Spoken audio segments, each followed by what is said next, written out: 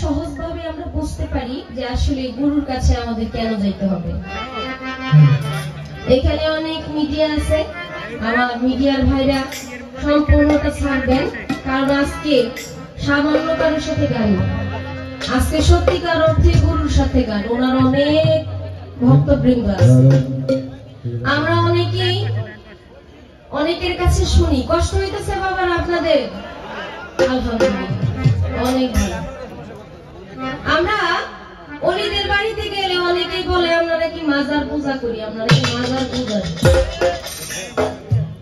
অনেক নিন্দাও করে, কটূক্তিও করে। কিছুদিন আগে আবার অনেক মাজার ভাঙিয়ে দিতে বাবা, মনে খুব কষ্ট। আপনারা থাকতে এত বড় দুর্ঘটনা ঘটলো। আচ্ছা, যা হয়েছে হয়েছে। আপনি পবিত্র কোরআন থেকে আমাদেরকে একটা দলিল দিয়া যাবেন যে ওলিয়া উলিয়াদের দরবারে আমরা যে ভক্তি সেজদা করি এইটা কতটুকু যুক্তি? পবিত্র কোরআনে তার প্রমাণ আছে কিনা? যে মানুষ যে আমাদেরকে এত কিছু বলে, আপনি সুন্দর এটা প্রমাণ দিবেন কোরআন থেকে, যাতে আমরা এটা মানুষের সামনে বলতে পারি যে দেখেন কোরআনে এটা লেখা আছে। আপনারা যে আমাদেরকে কষ্ট দেন। আমার গানের বাহিরে আপনার কাছে ছোট্ট করে একটু জানার বিষয় থাকবে। যেহেতু আমি মাইজ ভান্ডারীর ভক্ত, মাইজ ভান্ডার বায়াত নিয়েছি অনেকদিন ধরে, আসলে একটা মাইজ ভান্ডারী গান করি, সাথে আমাদের রহমান শাহ বাবাকে স্মরণ করে।